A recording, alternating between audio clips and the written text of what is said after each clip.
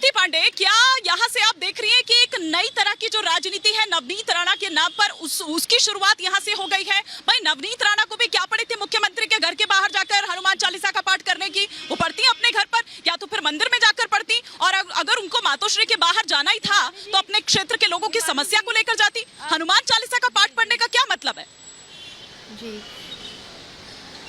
हिमानी जी, देखिए राजनीति में और गुंडाई में फर्क होता है। मैं 23 अप्रैल को संजय राउत जी का एक बयान है वो बता दूं, जो शिवसेना के धैर्य की परीक्षा लेगा उसे जमीन में 20 फीट नीचे नवनीत राणा की गुंडाई का बताइए आप। मुझे एक बता दीजिए कि क्या नवनीत राणा और रवि राणा जो कर रहे थे, अरे भाई कौन सी पॉलिटिकल पार्टी का स्पीकर इस तरह का बयान देता है कि 20 फीट नीचे हम गाड़ देंगे? जो सवाल पूछा उस पर रहिए ना। गुंडा ही करता है, तो ये गुंडा की पार्टी है। आप पुरानी बात पे बता दूं कि मुझे बताइए हनुमान चालीसा पढ़ने पे देशद्रोह कैसे लगता है? हिमानी जी जरा पूछिए संजय जी से कि हनुमान चालीसा पढ़ने पे देशद्रोह कैसे लगता है? के खिलाफ अभद्र भाषा का इस्तेमाल कर रही थी वो। क्या काम किया देश के खिलाफ? संजय जी जवाब दीजिए कैसे? इससे पहले कि मैं सारस्वत जी का रुख करूं, सारस्वत जी का रुख करूं, Sanjay ji, Sanjay ji, law and order कैसे खतरे में आ गया या देशद्रोह कैसे हो गया? सोच के लगाई, इसलिए खतरे में आ गया। ठीक है प्रीति जी, जवाब ले लेते हैं, जवाब ले लेते हैं। संजय जी बताएं कैसे देशद्रोह की धारा आपने लगा दी, कैसे लॉ एंड? हाँ जी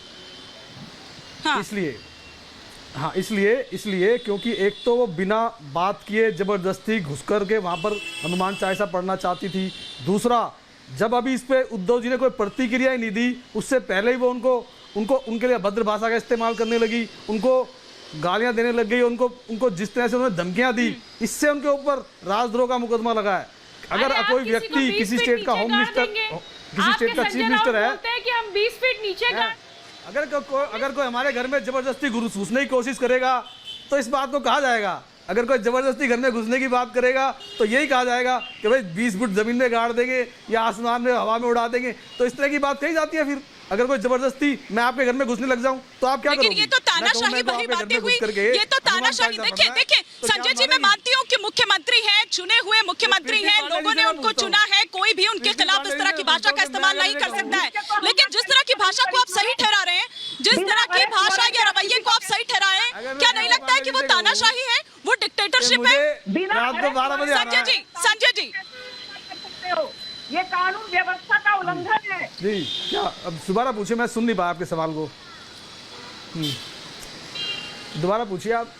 संजय जी, मैं ये कह रही हूँ कि मैंने आपकी बात मानी कि भाई वो चुने हुए मुख्यमंत्री हैं, जनता के चुने हुए हैं, ठीक, लेकिन सुनिए तो उनके खिलाफ कोई भी इस तरह की भाषा का इस्तेमाल नहीं कर सकता। मान लिया आपकी बात, लेकिन इस तरह की भाषा को भी तो जायज नहीं ठहराया जा सकता। ये तो तानाशाही है सरासर, ये तो डिक्टेटरशिप है जिस तरह की बात को आप जायज ठहरा रहे हैं, और वो भी एक महिला सांसद के खिलाफ इस तरह से।